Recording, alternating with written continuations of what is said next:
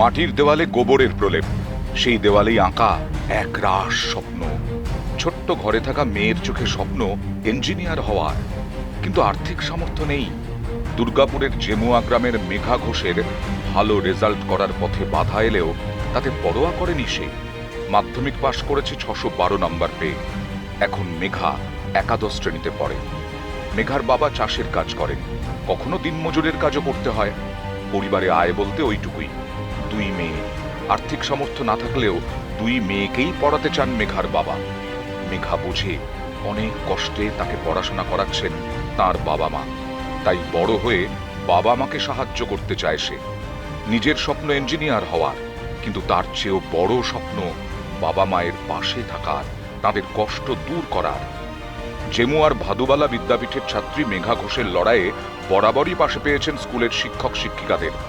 অভাবের সংসারে অন্ন সংস্থান করাই যেখানে সবচেয়ে বড় চ্যালেঞ্জ, সেখানে মেয়ের স্বপ্ন সফল করার জন্য অর্থের সংস্থান কিভাবে হবে তা জানেন না মেঘার বাবা। শুধু জানেন মেয়ে চেয়েছে যখন, পড়াশোনা যেভাবে হোক করিয়ে যেতেই হবে। মেঘা ঘোষের আগামীর চলার পথ সহজ হোক, এই কামনা করে নিউজ 18 বাংলা। মেঘার হাতে সম্মান তুলে দেবেন business head east cluster network 18 Shri Amitosh Pal, সঙ্গে আসানসোল দুর্গাপুর উন্নয়ন পর্ষদের চেয়ারম্যান শ্রী কবি দত্ত এবং পাণ্ডবেশ্বরের বিধায়ক শ্রী নরেন্দ্রনাথ চক্রবর্তী।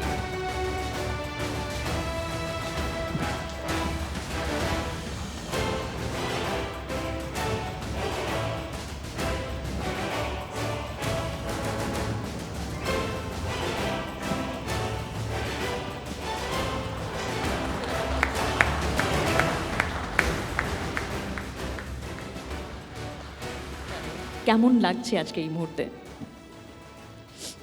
অসংখ্য ধন্যবাদ আমাকে এই উপহারটি, সম্মানটি দেওয়ার জন্য। আর এই জায়গায় আসার জন্য আমার পরিবারের